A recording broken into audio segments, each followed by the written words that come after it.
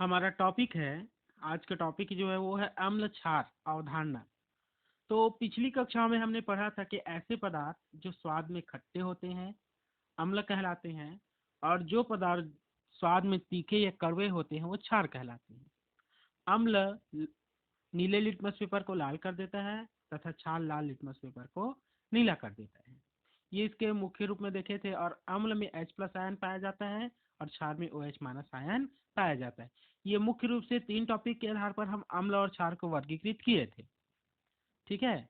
और कुछ प्राकृतिक स्रोत के भी देखे थे अम्ल के, जैसे इमली जिसमें टार्टरिक अम्ल पाया जाता है, सेम मैलिक अम्ल पाया जाता है, और हाइड्रोक्लोरिक अम्ल, ये सब देखे थे हमने। नींबू में जो पाया जाता है हाइड्रोक्लोरिक अम्ल। क्षार का उदाहरण देखे थे चूना, सोडियम हाइड्रोक्साइड, पोटेशियम हाइड्रोक्साइड। ये सभी अम्ल क्षार के बारे में हमने अध्ययन किया था। अब हम इस क्लास में 3 प्रकार के अवधारणा पढ़ेंगे जो अम्ल और क्षार को बताता है कि कौन सा पदार्थ अम्ल होगा और कौन सा पदार्थ क्षार। तो इसमें सबसे पहले दिया हुआ है आर्हेनियस अवधारणा।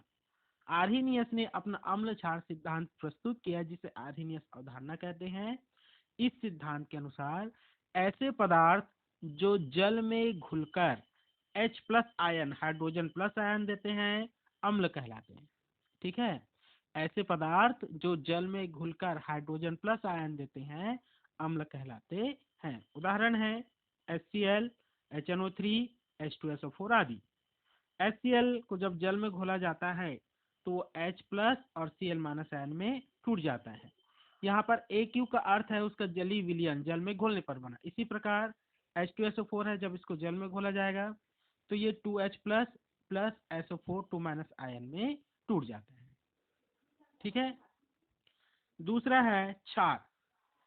ऐसे पदार्थ जो जल में घुलकर हाइड्रोक्सिल आयन OH- आयन देते हैं क्षार कहलाते हैं।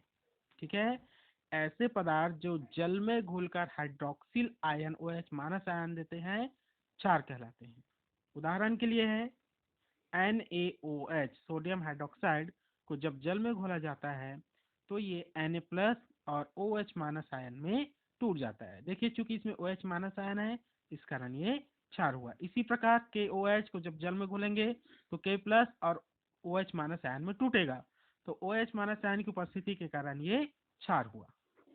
ठीक है। और अम्ल में H+ आयन उपस्थित रहेगा जिस भी पदार्थ में, वो जिस भी पदार्थ में H+ आयन उपस्थित रहेगा वो कहलाएगा अम्ल। ठीक है।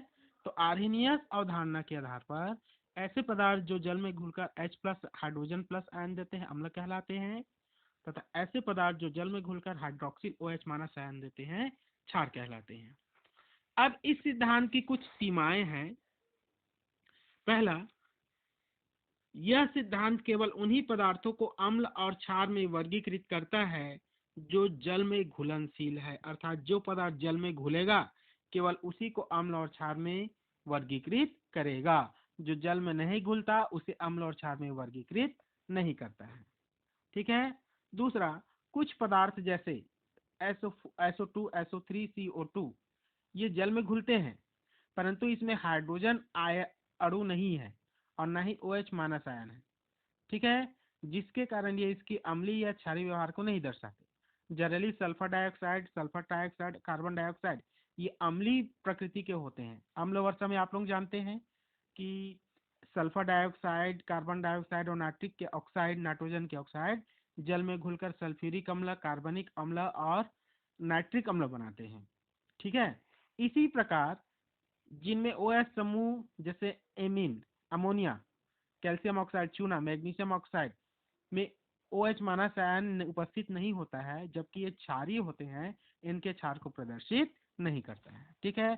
तो कुल मिलाकर 2 सीमा है। पहला ये बोल रहा है कि जो पदार्थ जल में घुलेगा केवल उन्हीं को अम्ल और क्षार में वर्गीकृत करेगा। दूसरा ये बोल रहा है कि जिसमें H+ आयन या OH- नहीं होता है, ठीक है, उसे वो चाहे जल में घुले या ना घुले, उसके अम्लीय या क्षारीय गुण को प्रदर्शित नहीं करता है।